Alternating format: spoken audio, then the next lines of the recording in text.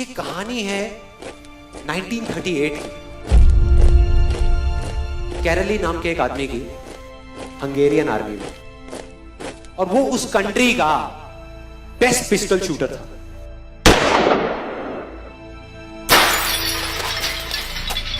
जितनी भी national championships हुई थी उस कंट्री में, उसको वो जीत चुका था।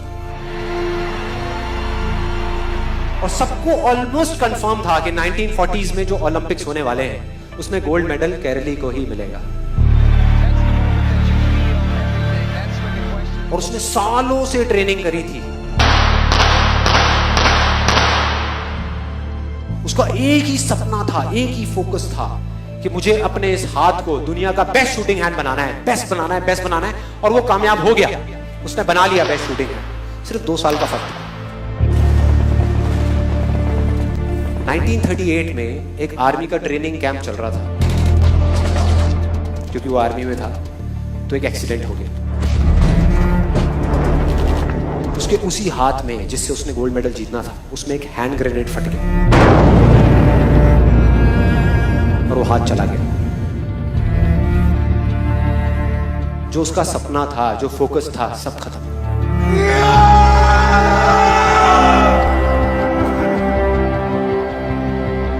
उसके पास 2 रास्ते थे। एक तो ये कि वो बाकी की पूरी जिंदगी रोता रहे और कहीं जा करके छुप जाए, या अपना जो गोल था जिस पे उसने फोकस किया हुआ था उसको पकड़ करके रखे। तो उसने फोकस किया उस पे नहीं जो चला गया था, जो उसके पास नहीं था। उसने फोकस किया उस पे जो उसके पास था।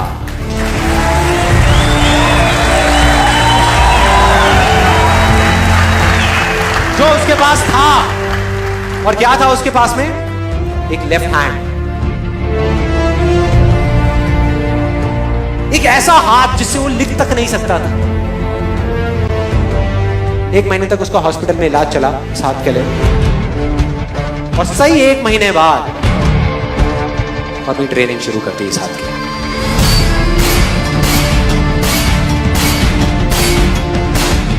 ट्रेनिंग के 1 साल बाद, मतलब कि 1939 में वो वापस आया।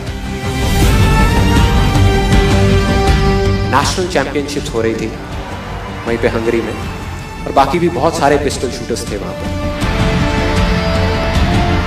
उन्होंने जा करके उसको कांग्रेचुलेट किया।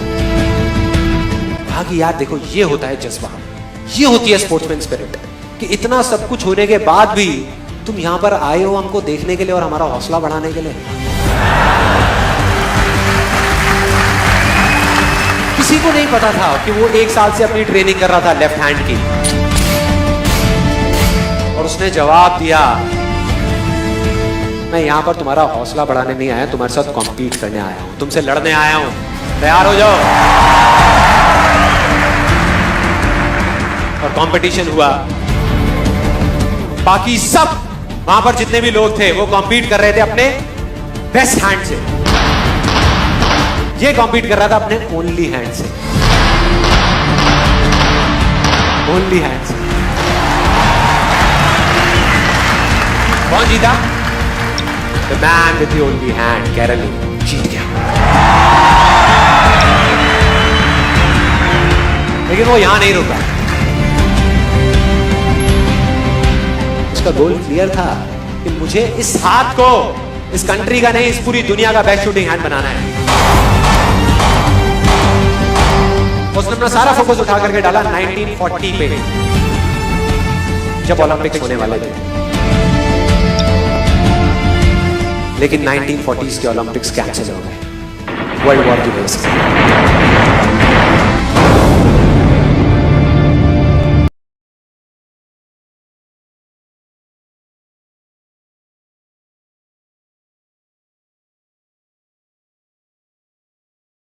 1944 में जो ओलंपिक्स होने वाले थे वो भी कैंसिल हो गए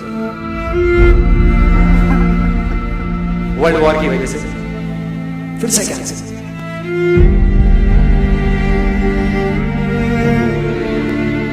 उसने अपना सारा फोकस उठा करके डाल दिया 1948 के ओलंपिक्स में। 1938 में उसकी एज थी 28 साल, 1948 में उसकी एज हो चुकी थी 38 इयर्स। और जो यंगर जो प्लेयर्स आते हैं निकल करके, उनसे कॉम्पीट करना मुश्किल होता चला जाता है। लेकिन मुश्किल नाम का ये वर्ड था ही नहीं उसकी डिक्शनरी में। वो गया, पूरे वर्ल्ड के बेस्ट शूटर्स आए हुए थे जो अपने बेस्ट हैंड से कॉम्पीट कर रहे थे, और ये अपने ओनली हैंड से कॉम्पीट कर रहा था। और कौन जीता? The man with the only hand.